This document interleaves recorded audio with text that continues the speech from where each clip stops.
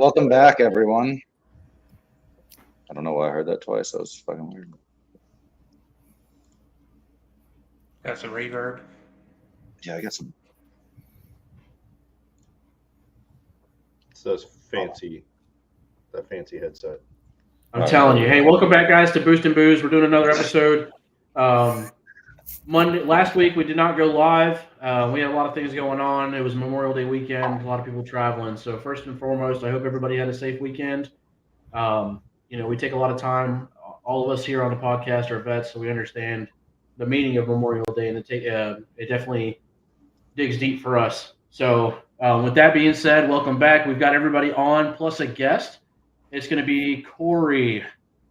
Corey's our guest for this evening. Corey himself is also a vet. He's worked at several different companies since his time in the military. So I'll let him talk a little bit about himself. I mean, I guess my guest of the podcast, I was like thinking about that. I was like, I think I was one of the original people in this group, but so I got out in 17, knew all these chuckleheads in Okinawa, and then left in 17, went to go do prototype work for Tesla, doing R&D, spent a little bit of time doing field service work, came back as a maintenance tech and then maintenance supervisor for Tesla, and actually got to be part of the latest layoffs. So now I'm back in Maryland and starting over with the whole new job, new house, and hopefully new projects here coming soon. I see Ish is back. Corey, Ish. welcome. He's Welcome, floating Corey. around out here. As Corey mentioned, he's one of the OGs for the Fuckboy Squad out of Okinawa. His time got cut short, but he's here now, and we've always stayed in touch. That goes for everybody on the podcast tonight. We've all stayed in touch. We've all actively communicated with one another since we've all left Okinawa and moved on to our future endeavors. But like I said, welcome, Corey. It's good to have you on finally. Hey, I'm back. Yeah, so we're going to start discussing designing your build, man. Something we had been talking about doing for a little while now. A lot of guys know on one side, he's had talks with guys that maybe don't know how to get started. I deal with it on a daily basis with customers that they see stuff in magazines or they see stuff on YouTube or whatever magazines. I'm dating myself. But they really don't understand how it all gets put together. So that's what we're going to start. Turn it over for Cody to say hi. Cody's got his drink of the week to kick us off on the booze portion. He's been gone working his ass off, so we'll give him a few minutes here. And boy, did I need a drink tonight. But with that being said, everybody's got that typical whiskey or white rum drink. It's getting to be summertime. Kids just got out of school. It's hot, More trying reason to to cool drink. down. Yeah, exactly. More reason to drink. But I'm currently in the middle of a move myself, so I'm limited on what I have available to me. But I was like, you know what? I'm going to try something because my kids have some Kool-Aid in the refrigerator. And I tried what they're calling some Blue Hawaiian Punch. But so real simple, real cheap, because I'm the master of cheap. It makes roughly a half gallon. It's 6 cups. Is Juan breakdancing? Juan just found out that his rolly chair spins. Yeah. It's 6 cups of some Blue Raz Kool-Aid or whichever flavor you like. 2 cups of Sprite.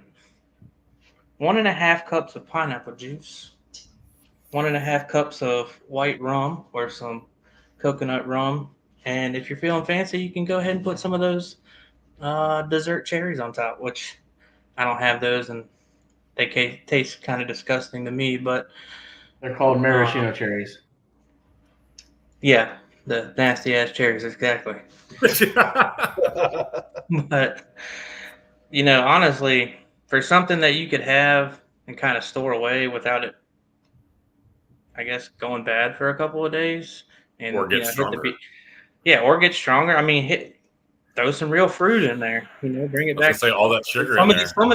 Some of these new younger people probably don't really know what Jungle Juice is, which this is just a single flavor. But honestly, I think this is something that I would keep around for a tight spot. Let alone, that just reminds me. if you like, and my thing is like my family's huge. We always party Or fucking or get together, and you can have this version without alcohol in it, and the kids can have some too, and it's not going to kill them to have a little bit of sugar and caffeine every once in a while because they'll crash rum. hard, and who knows, you might get lucky later.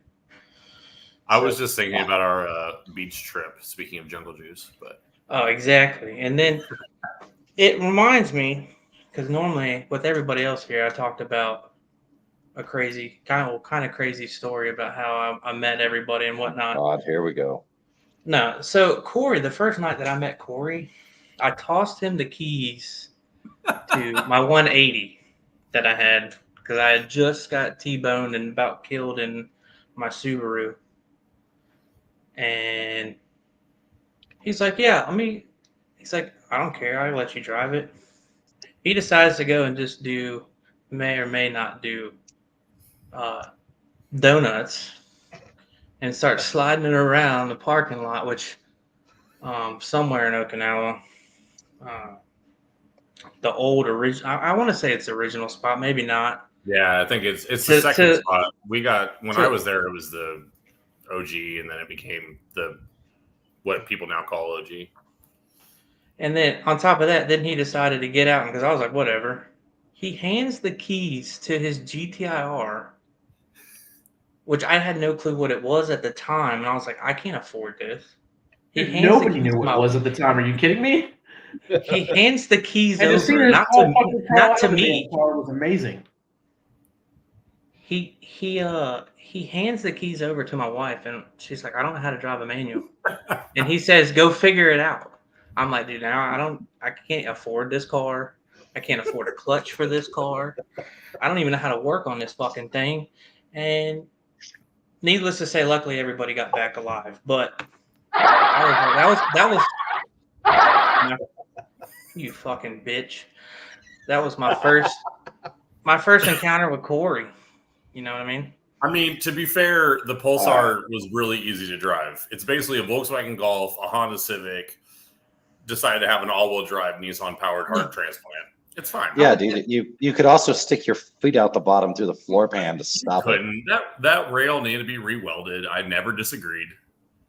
All right. So anyway, He just kept trying to put yeah. this goddamn For those guys that don't know Corey, Corey is basically a used car salesman as far as the number of cars he owns. He flips them every 13 I'm days. behind you guys now. Adrian's got me beat recently. Hey, I still own the same car. So, all right. So designing your build, man. Start diving into this a little bit.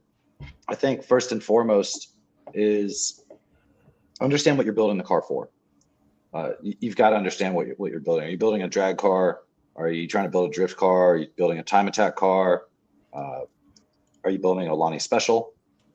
In that case, you just sit in the ocean for 13 to 35 days and wait for it to rust out. Easy build.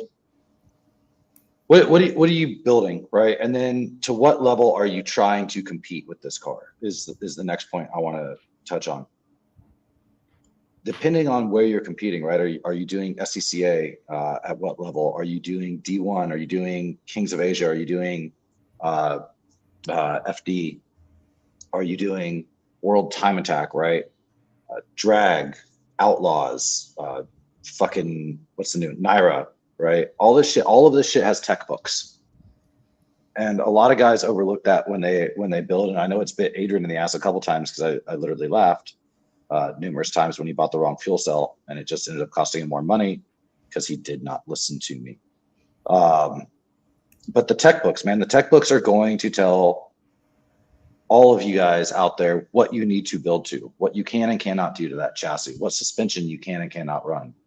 For me, I had to strap some over fenders on the Skyline, some universal over fenders before this Matsuri last weekend because I couldn't get the fenders pulled enough to enclose the top of the wheels, right? And that's one of the actual hard rules of standing on top, looking down. You can't see the top of the tire. per tech. Did Ford you try the T1. whole textbook method in a jack? Bro, I literally tore the fenders. I pulled them so much. They don't have phone books in the Philippines.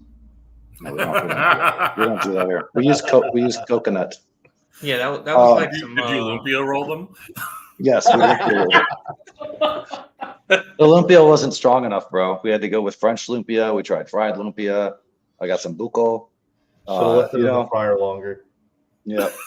So that's the first thing, and then your chassis selection.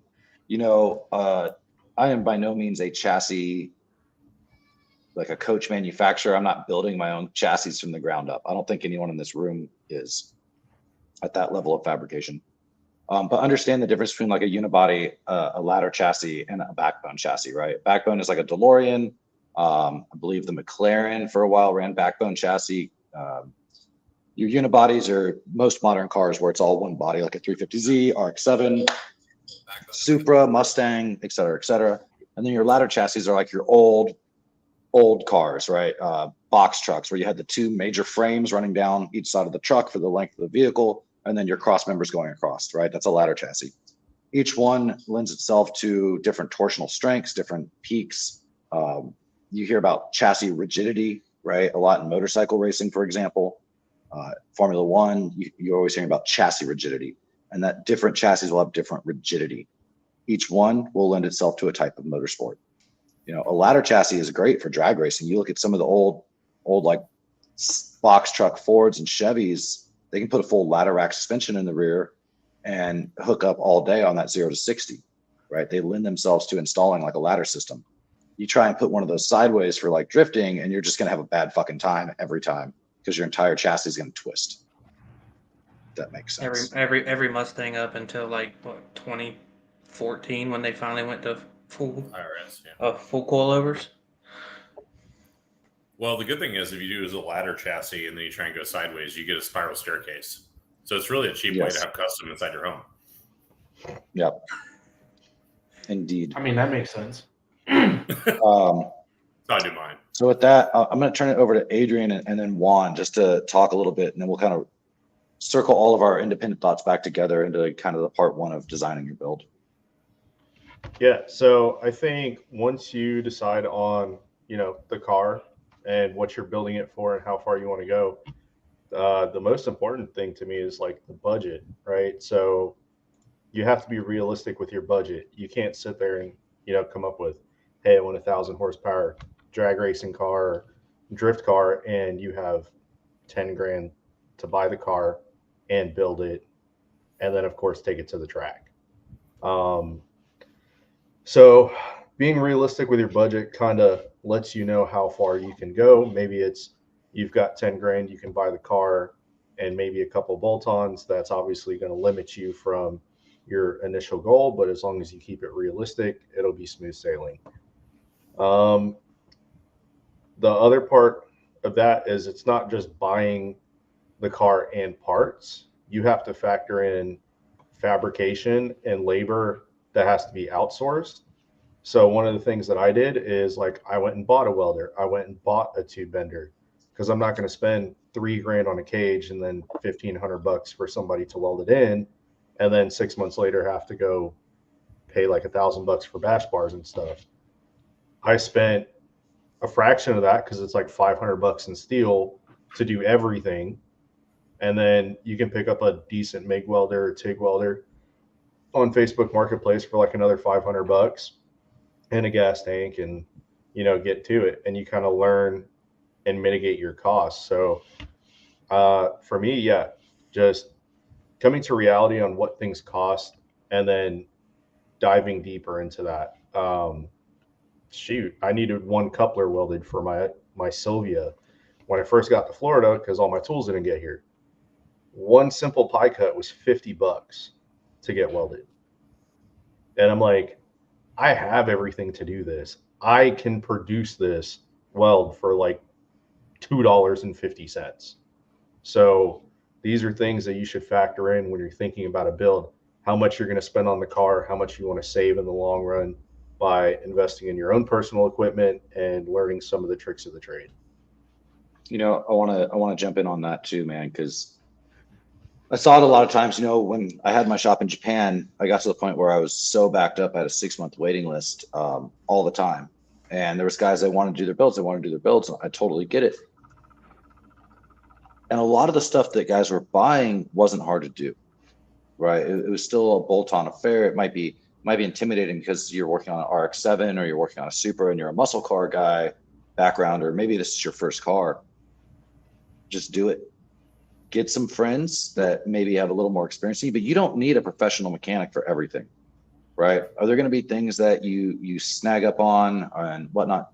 But you need to do it if you want to get into motorsports, right? And that's why you're designing a car. You're not designing the car to do, static car shows. You're not designing the car to just drive around the street, but you want to get into motorsports at some level, no matter what type of motorsports it is. You need to start doing this work yourself. And maybe you can't do everything, and that's okay. Maybe you don't own a welder. Maybe you can't afford a welder yet, so you need to weld. Or, hey man, there's stuff that's outside of my wheelhouse with fabrication too. I still send out to do certain things, But when you get trackside, like what happened to me at the Matsuri this weekend, right? You need to learn some of these tricks so that you can get down and dirty. Udi Dabasol, was the defending champion. He came in second during this Matsuri. He had to switch his transmission twice in the pits on his FC3S, which is a real easy job until you're doing it pit side with, a little Husky tool case, and that's all you got basically at the track, right? And you're on a time limit before you get DQ'd. And I watched them do that trans swap in 32 minutes flat with the pit crew, which was pretty good. But if you don't start learning this stuff yourself, you're not going to learn how to troubleshoot. You're not going to learn how to do these emergency repairs. Me and Adrian used to joke around all the time that I did shit the fancy way, as he would put it, at my shop, when there's an easy way to do it. Well, I mean, I know how to do it the dirty way too, man. It's just when you have the resources, do it clean, and when you don't have the resources like trackside, do it dirty.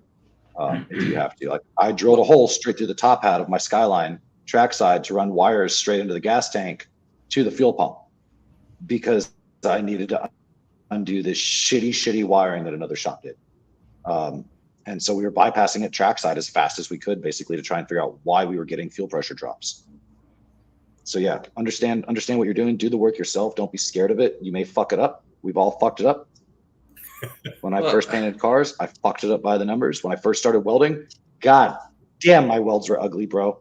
Right? My TIG welding looked like someone used rubber cement and stuck things together. But that's the only way you're going to get good. That's the only way you're going to learn how to stack dimes, is by fucking it up. Well, that's like what I've said, real quick, in a past episode, I'd rather attempt to fuck it up and fuck it up. Either way, I'm still going to have to pay somebody. You know what I mean? So if I get it done, then great. I learned something. If I fuck it up, I still have to pay somebody. So either way, it's money out of my pocket, whether they do it from the beginning or they do it, after I fuck it up. But, it's just one of those things. Absolutely, man. I 100% connect with what all three of you guys have said so far. The biggest thing is making sure that you understand your expectations, right? Going back to being able to work on your shit trackside, I remember the first time, I went to a drift shakedown with Adrian. He needed a catch can, didn't have one, so we used a Real Gold can. Having that know-how to bypass a problem and get you down the road will save you in the end, because you don't know, man. You put money up. I know a lot of these guys. I know myself. Even when we go to race, we're putting money up, man.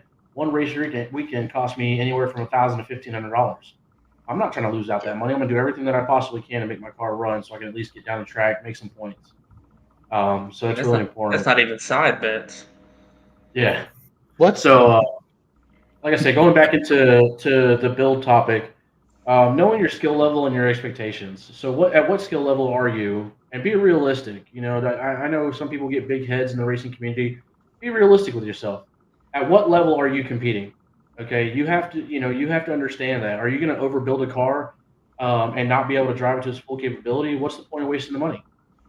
I'm just being real. If I can get down with a stock SR20 with a welded diff, I'm going to get down like that. At the end of the day, you got to be able to drive within your capabilities, but also don't overbuild your car where you're not using its full ability when going down the track. The other side of that too is, understanding the level that you're competing at, right? If you are a grassroots racer and you're running grassroots stuff, local stuff, are you going to build 1,000 horsepower drift car? Probably not, man. You might have the money. That's cool and all, but why are you competing at this level if you got all that money? So understand the level that you are competing at.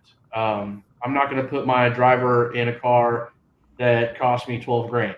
I'm not going to do that. Why? Because he's competing at an entry level bomber class. It's just not where the money's at, man. Yeah, we might win $250 or $500 in a night. That's cool and all, but that's not going to pay for the fuel that I put in because I decided to run alcohol or methane. You know what I mean? So it's methanol. That's Methanol.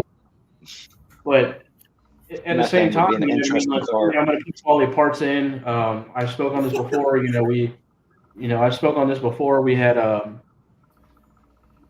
lost my train of thought because you guys are fucking around over there. Methanol. Methane. It runs on your. It runs on your. That's what I meant. So I meant cows. Before in previous episodes, I've mentioned that we take our safety very seriously. We've obviously got a young driver. If I decide to get behind the wheel or some other pit crew decide to get behind the wheel, we want to make sure they're safe. So we're going to spend money on that. That's understandable. But when you're talking about, I'm going to put, top of the line suspension, I'm going to put the biggest freaking turbo that'll fit on there. I'm going to go, water method injection and blow my shit up for no reason. Like you're not competing at that level. So understand what level you are competing at. You got 1,000 horsepower car, it's probably not where you want to be competing because you're going to, if you can drive it, So I think the point that you're getting at, right, is don't outbuild the car for your ability. There's two aspects to this. My blue screen, sorry, green screen. All right, two aspects. One, it's not worth putting money into a car that you can't outdrive, and I think we can all agree on that. And that is part of designing your build, right? And the point is designing your build. So what level are you at as a driver? When I design my build for circuit racing, it's vastly different than when I'm going to design my own drift car for the shop for me, like my personal car, because I'm nowhere near a competitive level, right? I'm just doing it for fun again, for the first time in 15 years, actually. So I'm happy with some bolt-on suspension that I got pretty cheap, some arms, and call it a day. Not even an angle kit, just some arms for adjustability on suspension. Be done with it, go out, slide it. When I need more, I'll upgrade. Versus my time attack car, it's full send. How far can we push the limits? Because I grew up circuit racing. And you'll hear that from guys that have matured in racing. You'll hear that from like I'm going to do a call out to Isaac Reyes, right? His car, Yuki, his S14.5, man, is built. And even he has been like, I need to go back and work on the driver mod a little more. Because that car is a straight up pro level car. All tube chassis, all Wise Fab, right? EFR turbo build, stroked out 1J or 2J, I believe it is in it. That car is a mean car. And he's like, I need to work on driver mod before I do anything else because the car's out driving me. So that's a big thing, man. I know we're not sitting here. I think that's also a really big point when it comes to racing in general. You know what I mean? That person was humble enough to recognize, hey, this car is a lot. I need to develop myself more before I continue to put money into this and continue to build the car for more. That's a big part in the racing community is understanding your limits. Okay, if the car is out driving you, you're in the wrong car. Same thing goes with a bike, man. I build bikes. We all know I build bikes. Same thing goes with a bike, man. If you're a brand new rider, I'm not going to put you on a leader bike and tell you to send it. It's not going to work, man. So you got to be able to understand it. So I think that kind of my input or whatever is that the reality is that kind of what I want to touch on is balance. So where I see a lot of people go wrong, I grew up East Coast with a real variety of background in motorsports, and then obviously when I was in Japan with you guys and was doing a lot of stupid cars and fun things and driving a little bit too fast occasionally, allegedly. And then the same thing coming back and wheeling and living out in Reno and, and building stuff to go to the Rubicon and stuff. One of the biggest things that I see that people don't understand is balance and understanding how the parts that they put on the vehicle are going to work together. And so a lot of guys are out there and they're like, oh, well, I've got, insert brand name shocks, coilovers, whatever. Oh, I did this, I put a big turbo on it, whatever. And it's like, cool. But if you haven't done the supporting mods and if you haven't done the things that actually work well with that, then you're going to end up in a really rough spot.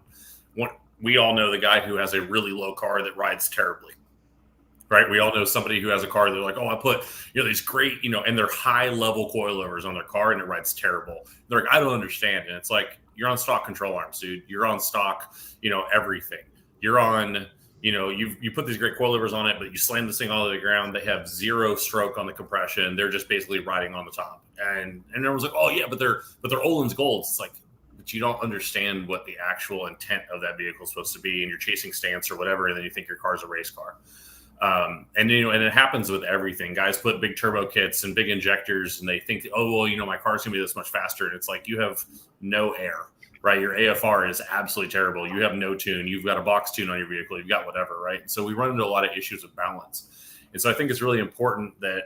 Like, I'm not the kind of guy to ever copy someone's build, but it's important to understand what works and have those conversations with the guys who are building a similar chassis or similar idea and say, like, what is it that's working for you and what's actually making sense to you? Because one of the things that I love the most about motorsport and about the car community as a whole is the guys who are really into it, they'll talk to you. They'll absolutely have conversations with you. And, I mean, no one's going to say, a time attack, right? No one's going to tell you how you're going to shave, the extra 5/10 off of your circuit, at the end of the line, right? But everyone wants to encourage you to be there to compete because they enjoy that part first, right? They want you to be out there. They want you to be enjoying it. They want you to be safe, and they want you to have a good time. So that way you also continue to push the motorsport the same way they have. Yeah. And so to me, that balance, I think, is a lot more important than necessarily throwing the top dollar, the top amount of power, the amount of whatever into a car, and then just saying, oh, well, now I've got a drift car. Or now I've got a race car, or now I've got a street car that will run everybody on the street. It's like, but your car can't stop. You don't even have you've got 700 horsepower and you got stock brakes. Like none of this makes sense. Corey, I want to jump in there, man, because what you just touched on just happened at the Matsuri. So for those guys that don't know, and the R33 that we bought it ran like shit. Right, it didn't perform. It would perform and then it wouldn't perform, and it would perform and then it wouldn't perform. And it was a fuel issue. Our fuel pressure was all over the place. I want to lead into 2 points off that. One, the shop that originally built that car was there competing. CRD Motorsports, Chris Racing Development here in the Philippines, and Chris was there, the owner, and Chris was over there helping me troubleshoot because he already had an idea of what was wrong with the car to begin with.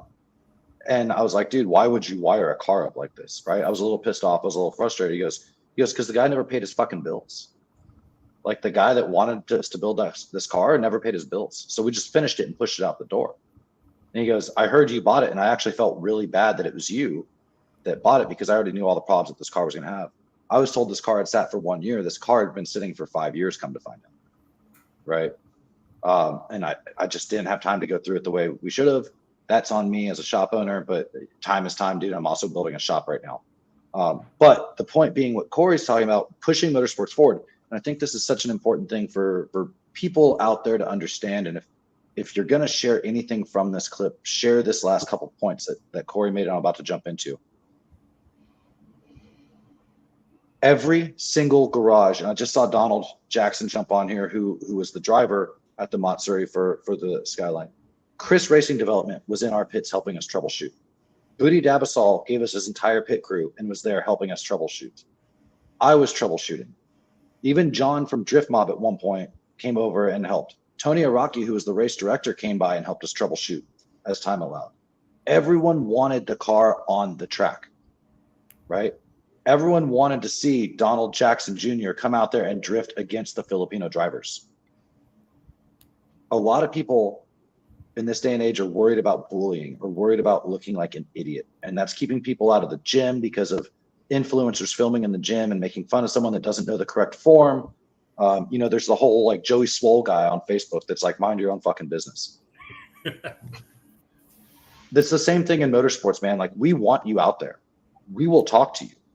Me as a tuner, if you come in my garage and if I'm not running around with my chicken cut off, like with my head cut off, with 13 projects, bro, I'm probably gonna sit there and talk to you because I love talking about cars and I want to know your build and I want to advise you on the best way to get to your build with balance, right? And that's a huge thing that Corey's talking about is the balance. But yeah, man, motorsports, we want you out there. So please don't be intimidated. Everyone's there to help you. We just want to race, right? Because if you don't come out there, if new guys aren't trying it, there's not going to be a race. And that's just the truth of the matter.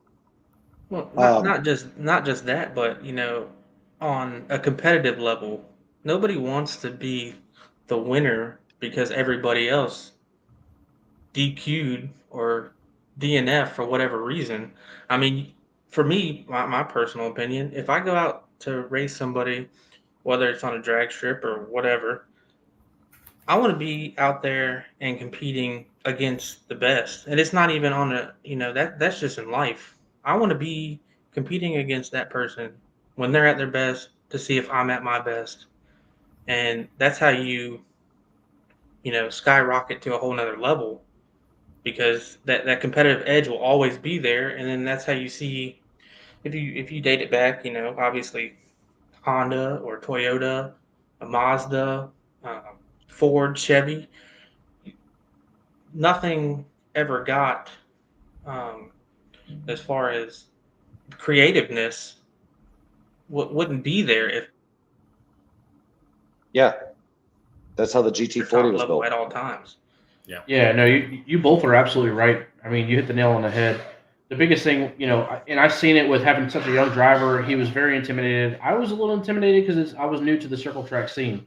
But seeing the guys that stepped up in the pits to help us get the cars running, because Cody, you know, like Cody said, they want somebody to compete against. They don't want to continuously be the winner week after week just because somebody's broke or because they're, you know, they don't have a car. I mean, it's come down to the point where I had another team reach out and say, "Hey, man, I've got 1 or 2 cars that I can loan you for the weekend. I just want somebody to compete against." You know, because that's what makes motorsports what it is.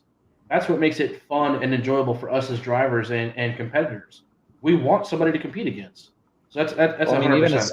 I mean, even don't as get a me wrong. mechanic, dude, as a tuner, as a mechanic, I want to see my car go against your car at its best. Yeah. Like, I mean, if the five of us went up against each other for whatever reason, and there was $100,000 on the line, I hope every single fucking one of you DNF so I can just talk shit on that level. But It would literally turn into a demolition I'll derby. buy- I'll Not a buy- race, it's a I'll- derby at that point. I'll buy y'all dinner. Thank you for letting me win. I'm draining Gotta all find the a oil helmet out of your for that. transmission, bro. Hey, Yeah. all I'm saying Hey, is, you know, hold on, real quick, Cody. I just want to circle back to the build thing too before I lose Corey's points on the balancing. There are key areas that you can put money into that pay dividends, right? And I will always push for you to put money into your computer, and not so much just the computer, but the sensors that go into that computer with a modern standalone. Guys, the first thing I did with the Skyline was put a Haltech in it. Right. One, I'm a Haltech dealer, so it makes sense. But two, I put the Haltech 2500. I put the digital dash, the IC7 in there, and I put a fuel pressure sensor, right? Combination fuel pressure and temp sensor, as well as all the other wideband and your standard must-haves. But that one sensor, trackside, is what showed us, without question, that our fuel pressure was fluctuating even at idle. So we knew the issue, what was causing the spark breakup, was 100% fuel. We weren't trying to go through and waste time with coil packs and waste time, right? Fuel. Why are we not getting consistent fuel delivery to the car? And that's what we could spend the whole time troubleshooting at that point. That data will keep you in the race, right? Because there's a lot of smart people in those pits, man, like we're talking about, that will support you. And if you can look at them and say, hey, it's our fuel pressure, 100% without question, it's our fuel pressure. Now we can start running down that list, right? Our case, it was some weird anomaly in the actual stock tank that we just couldn't fix trackside that I'm still trying to wrap my head around. But we were able to rewire the fuel pump, change the fuel pump, change the regulator, completely took out the fuel filters to eliminate. We were like, fuck it, fuck fuel filters. We don't care, like just get in the race, right? But we were able to run through fuel. And we got the car running well enough to run qualifying because of having that data in the first place. So balance. I see so many builds, man, Even Corey's old GTIR, I watched a couple of the guys that bought it after. They slapped some big fucking injectors in it, put a Chinese GT35 in there, and had no computer at all. And then we're like, why does it shoot black smoke? Because the computer thinks that you have 200cc injectors and you have 800cc injectors. Like, what the fuck? I know That's exactly why. what you're talking about. To Yeah. be fair, that car ran really well when I sold it. So, Dude, I do want to chime in on this thing since Enrique did put it up, and this is on another aspect of the whole standalone ECU thing. So like, most of us are not in Japan anymore, and a lot of the cars are, military bought, purchased, they ship out of there. So a lot of these JDM cars, these engine platforms, the chassis are coming to the United States. Like for me, I own a JZX 100 and an S13 Sylvia in the States. Am I going to go to O'Reilly's and be like, hey man, I need these capacitors for my ECU, or window switch or something like that, or this sensor or that sensor for the motor? Converting over to a standalone ECU, like, yes, you do get all the performance benefits, but it isolates kind of the stuff going on in your motor to where you can turn off like your emissions, where a stock computer won't let your car run. Like I literally just had this with a customer. He had a stock ECU and a JZ. So they did a JZX 100 ECU with a JZX 110 engine and a USDM Cressida, right? And he's running it. He said it worked fine. They blew the water pump, it overheated, and the car stopped running. And just for like shits and gigs, I took my Link ECU out of my JZX 100, plugged it in, and the car runs perfectly fine. And we pretty much isolated it down to like a miscellaneous irrelevant sensor, right? But to find that sensor, to troubleshoot it, it's 10 times easier doing it on the Link, because now you can see like, hey, this circuit's not getting the correct voltage or whatever it is. It's not getting the correct like output reading towards the ECU. You can go in there, you can turn it off, continue driving the car. It's whatever. Obviously, if it's an oil pressure sensor or something like that, that's critical, you can, put in there your safety features to turn the motor off. But yeah, man, like professionals. Huh? It's like consummate professionals over here with the dog. Yeah. But I mean, the first thing that even with this, I got one of the selling points of this JZX that I got was it already had a standalone ECU in it. I didn't have to spend the $2,000 out of pocket to go buy one. But that being said, I chose to trade my Corvette for this JZX 100 that had a crash front end over a clean one that had stock everything, right? Like pick and choose. You can expand with things like that when with a build with parts like that, and you're kind of getting the best bang for your buck. Yeah, I would say that I'm a big proponent of one. I'm gonna write down everything that. If you say carburetors, I swear to God. No. But, I mean, if you want to make real power, you'll use one. But Fuck off. and a blow through turbo. Turbo Yeah, support. let's Turbo. turbo setup. Let's do that. I'll fabricate that. 871 blower, but I'm a not big even a blower, proponent. just a blow through carburetor. So the old turbo setups before they had fuel injection, where they actually had a turbo setup that went through an intercooler that went through a carburetor with an open back end, and it flooded the carburetor with air. I saw one over the weekend at an old Chevy car show. I want to see someone show up to the track with one, like not a drag race. Like I want to see someone show up. I want to see someone circuit race with one of those. I'm a big proponent though of one. I'm going to write down everything that I would like to, as far as my build goes, of what I would like to have done. And then I will go through pricing. Everything's packed up now, but I have a full notebook of everything that I would like to do and what order I would like to do it. So that way I can stay focused and I can check things off as I do them or go through it. Because if not, my mind runs a million miles a minute and I'm like, ooh, let's do this. Fuck it, paint job. That's just the type of person I am. So Adds 5 horsepower. Yeah, exactly. You got to look good to feel good to do good. But What the fuck? That's will- Juan's guilty. problem I'm with his guilty. old Subaru. He just didn't So- look good I'm enough guilty. to be able to avoid the thing. yeah. I'm the original Bass Boatin, but I will. I've grown since then, but Glitter paint and carburetors. All right. yes, but from the ground up, everybody. Got coil springs. I'm not saying That is that complete. ECU is not important by any means, but if your car is running good in its stock form, for example, Put an ECU in it. no, Yeah. no, that is not how I'm going to do it. I'm going to start from the ground up. I'm going to work from the suspension and trying to get everything done. Brakes, because Lord knows I don't want to hit another fucking tree.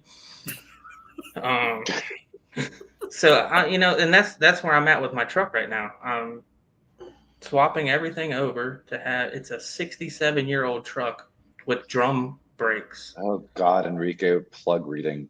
Nobody even knows how to do that anymore. Yeah, it's because no one does it correctly. You have to pull My them plug immediately can't read. after a pass. Dude, half of Well, these can't kids read. nowadays don't even know what a damn timing light is.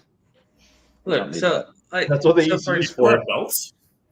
So, like for my truck, obviously a 67-year-old truck, Chevy truck, has horrible suspension and horrible brakes. Hell, even it's got original fucking tires on there. I'm converting everything over to run a complete C4 front and rear subframes in this truck. I'm not going out to try and compete with it. It's going to be a weekend drive car that's got a little bit of power that I can stop and take my kids in. My goal for me in a build is I got to be responsible now. Well, no, I got to be responsible now. Can we So, kick him? I- Can we kick him for being boring? I gotta So be what you're saying responsible is they and need get a groceries. 22-year-old truck. No, I'm not talking about that. I can't have. I'm not going to put my kids in a car that I would an necessarily put ECU? myself. No, that's not what I'm saying because I know how it goes. ECU. Next thing you know, Edelbrock, brother. Shut up and let him 1500 finish. horsepower. 1500 horsepower. I'm going to build a car from ground up. Is what I'm getting at. Okay, from the literal. I'm going to do the suspension and everything before I ever even touch the motor. I've seen a Because lot Lord of those knows- on Marketplace. I'm just saying, a lot of those like rolling chassis and the suspension's done and it's got cage and it's got a seat Doesn't run. and it's got everything but a motor and transmission. And I'm like, well, Hey. god damn. It'll run. It just needs a battery. But if you come from a grudge background, unless you're buying the car outright, you're not going to get the motor and transmission from the car because nobody is going to give you what their build is until after they receive their money. Dude, that's So- everywhere, man. Honestly, I see it all the time in bracket racing too. Bracket racing is no different than grudge racing when it comes to selling shit. You're gonna buy a full chassis, full tube chassis, suspension, everything, tire, whole 9 yards, man.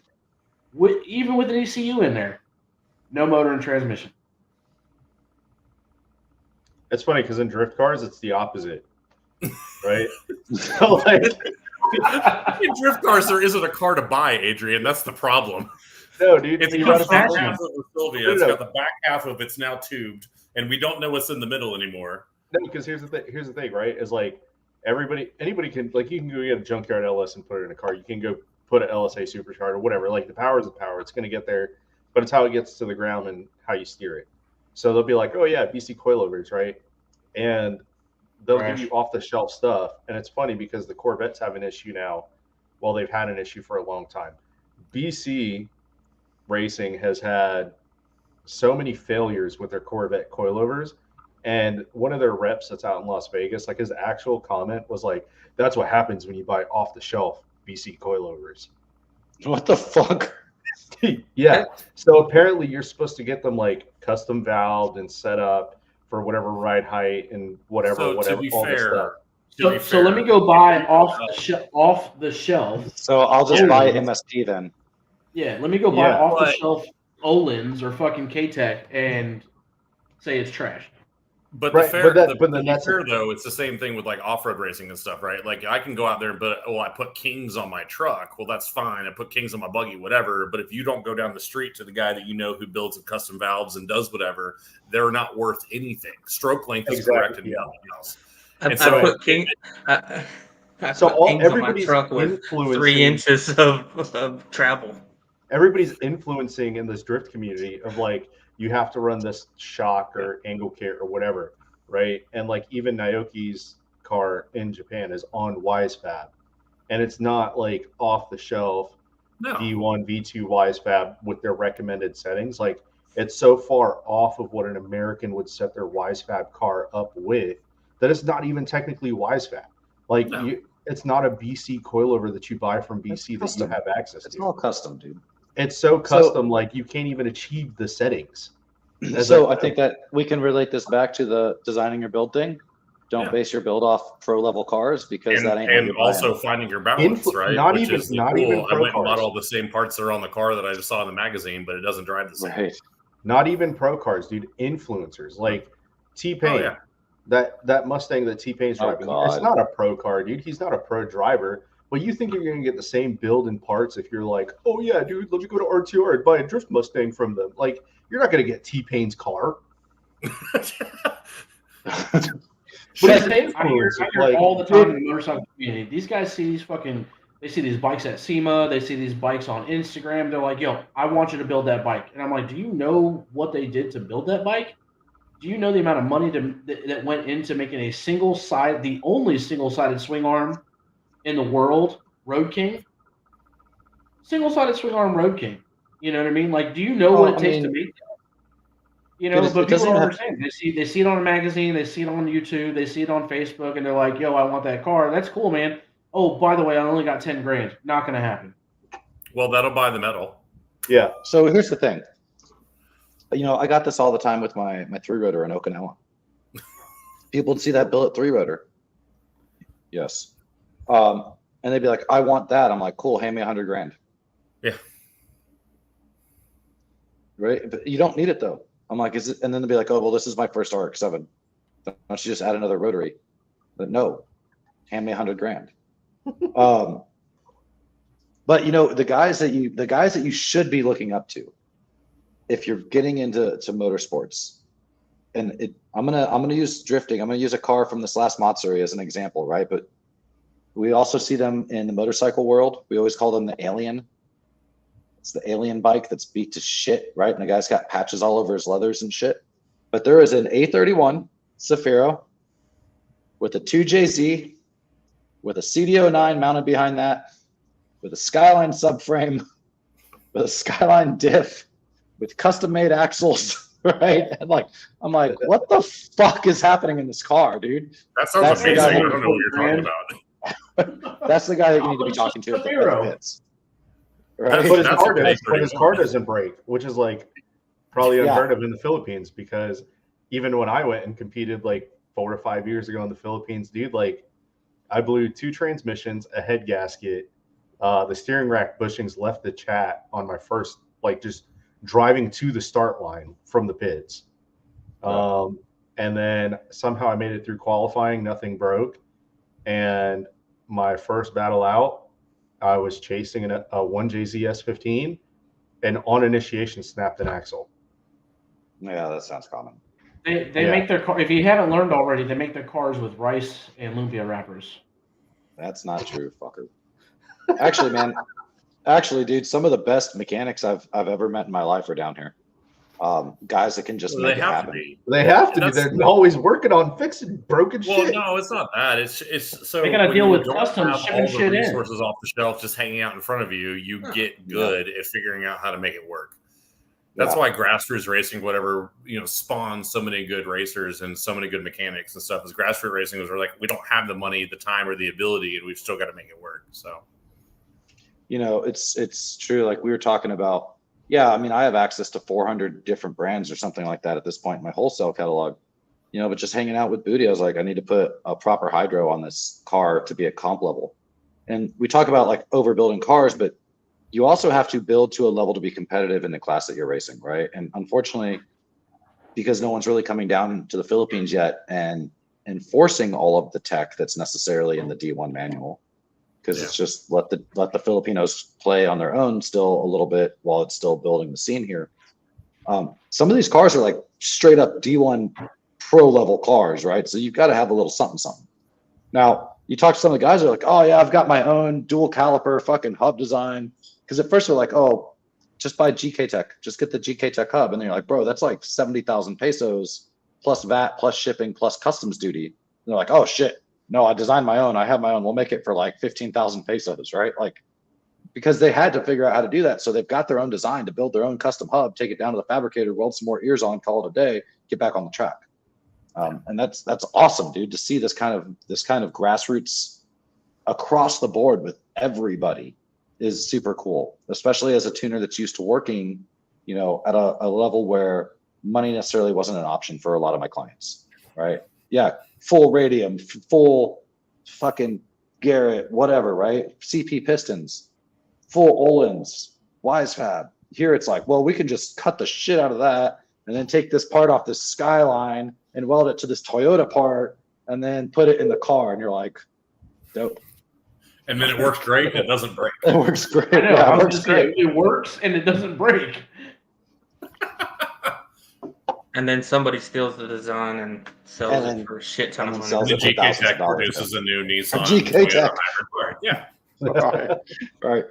Dude, I wish they So- would start making Toyota parts so I could put them on my JZX. Dude, it's, I mean, I will say No, building a car is definitely a double-edged sword, you know, or overbuilding a car is a Yeah. double-edged sword.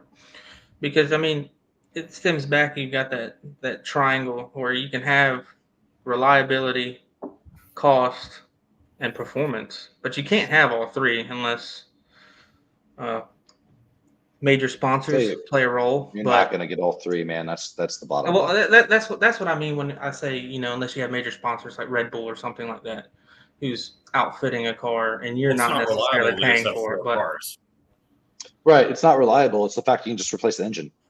Yeah, it's not reliable. It's just that you have spare parts sitting in a truck behind you at any given time. So you're like, oh, I blew this up and I've got new ones.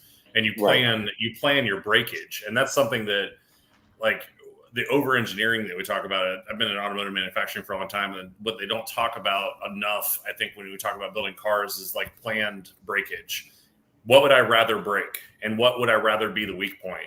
I can change an axle shaft. That's not a big deal. Do I want to put a whole new differential in? Do I want to put a whole new transmission in? Do I want to, put a whole new, insert whatever it is here? Whereas I know my axle shaft may break. I know that I've got way too much power. I got a welded diff. I got whatever. But I've got 7 axle shafts that are this big in the back of my car that I can bring with me to the track, and I can swap them out in about 10 minutes. Or I need a whole new axle, or I need a whole new differential, or I need a whole new driveline because I overbuilt this so bad that now the torsional rigidity is now found in the output yoke to the transmission. Like, Yep. not where you want to be. Yeah, dude, it's such a good point because so many people, and we've all seen it. I've seen it definitely as a shop owner. Guys want to build their engine. Like, people will throw money into their engine bay like it's on fire, man. Like, I need the top mount. I need this. And please, by all means, as a shop owner, don't stop doing that. I love all of you. Right, but I don't get paid by the shop hour, so But Dollar then- sign. Dollar sign. But bro, then when you're like, hey, but what about your transmission? What about your drive shaft? nah. You're like, What's- nah. what's It's like that? it's like the minute that they can't see it every day, it no longer exists in the car, right? Like, Well, how many fuck guys that. do we know who have grenaded transmissions behind SR20s by putting a 4.1 in it and then trying to drive sideways and being like, I don't understand that the torsional load is being applied to something. Yeah, the gear's in your transmission, dude. Like, you've literally broken your transmission because you decided that you want to make your rear end so fast. I just had this conversation with somebody that blew their SR trans at OSW in a 180. And They're like, not made for the power. Like, I mean, I've seen some of them survive, but like, what they're Well, not made for is high. You're on torque borrowed in the wrong time. direction. and so that's what I try to explain to him, right? And I'm like, he's like, how do I fix this? And it's like, for me, when people ask me for advice, I'm like, how are you going to absorb this advice, right?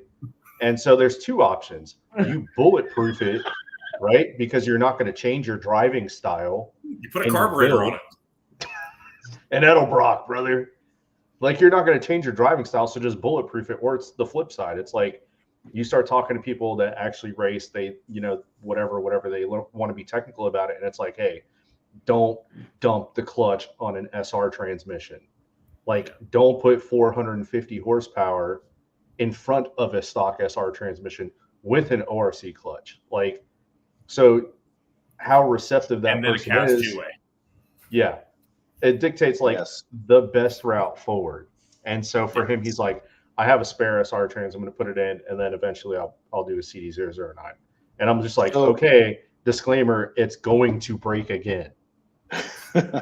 So, and also, you kind of touched on it too, is they're going to take this one of two ways. They're going to change their driving style, or they're going to bulletproof it, right? Yeah. Don't ever lie to yourself, bro. You're not changing your driving style. That's just who you are as a driver. Yep. Like I was laughing, I was telling these guys before we came on air, I actually got back in the drift car for the first time in 15 years, mostly because I wanted to see what the hell was going on with the Skyline and actually be behind the wheel when it got the breakup and figure out what was going on a little bit better. And my buddy Booty Dabasol has been pushing me to get behind the wheel basically ever since I moved to the Philippines again. God bless him. So I went out and I did it. I burned the tires off it. And then he gave me his tires. And then he gave me another set of his tires. I basically spent like 12 hours out there just sliding around trying to remember how to drift. And I came back in and he goes, "What is wrong with all of you from Japan?" I was like, "What are you talking about?" He's like, he's like, "None of you are sympathetic to your cars." He's like, "You, David, Donald, Kano, like every Japanese driver that or person that lived in Japan and learned to drive like in Japan or has driven in Japan." He's like, "You guys just red line, clutch kick. Like," he's like, "None of you are like, oh, I better be nice to my engine." No. He's like, "The Filipinos were much nicer to our cars the way we drive." He's like, "You guys are like, fuck this car." Yeah. So understand how you drive. I mean, I'm gonna that's break why we shit. do I'm it. gonna I break think shit. that partially No. has Every time. No, because me coming in with Team Special and Craft Factory, like all those guys run SRs with stock SR trains. So like it was always even Michia, dude. Like my first rental car with Michia was a grinding, popping out of gear SR trans, and he's like, "You have to learn how to drift without clutch kicking." And I was like, "What?" Because at the time MLZ just comes out and he's like, "Yeah, you got to rev it up and dump the clutch on the skid pad and drift." And I'm like, "So how do you drift without clutch kicking if that's how you're supposed to do it?" And so like I learned how to feint, right? But that's where the half clutching comes in, and like I don't know, I don't know. It's not totally believable because I know that there are like so many stock SR trans cars out there in Japan that get driven differently than that. Well, yeah. I But think if a you lot of buy it has to do new and you though. drive it that hard the whole time, it does great. The problem is that we buy cars that were actually driven by little old ladies and little old men for 50,000 miles, 45,000 miles, and then we go out there and say, now that you've been worn in, broken in, and treated to a life of luxury, sideways clutch kick. And I think that that's like the other side of it is that people don't realize. You guys remember Nick's triple disc unsprung R32 that he had that was like no one could drive it and no one could drive it in the parking lot or whatever? Well, I think I know the guy who has it now. And I heard him try to pull out of a parking lot the other day, and it was just, trying to get it out of there or whatever. And I talked to the guy and I said, "Have you ever launched this car?" And he said, "No, I can't." And I said, "Why not?" And he said, "Well, I can't launch this car because if I gave it enough revs and dropped the clutch, I would blow the transmission out the rear end because it's got a triple clutch in it, whatever." And I said, "Well, then why do you have the clutch in there?" And he said, "Well, because it sounds cool in the parking lot." And that's how I knew it was Nick's car. But I That's sat half there the and battle. said, okay. That's But half that- the battle but that- right there. But that just goes back to that whole having that balance, right? And understanding it's like, cool, yes, you can have 1,000 horsepower clutch in a car, but you can't drive 1,000 horsepower clutch in a car like you're going to drive your little old granny Daihatsu Gino. And you cannot sit there and rev it and jam it in there and expect something not to snap when you have that much friction. Yeah. Hey, that pretty much wraps us up. We're at 59 minutes today. So next time, part 2, we'll talk about suspension maybe. Things Or that go Yeah, suspension and chassis. Guys, again, we Carbon. appreciate you. We hope everybody had a good Memorial Day weekend. We appreciate you having you guys on. We love the commentation, the commentary. We love people coming in and chiming in with in the comments and whatnot. We love the reactions. Please, please, please continue to share the podcast. Get it out there. People want to learn, man, and people want to hear what we got to say. So continue to share it out there, and we appreciate you guys chiming in. Yeah, peace. With that, we're out. Later.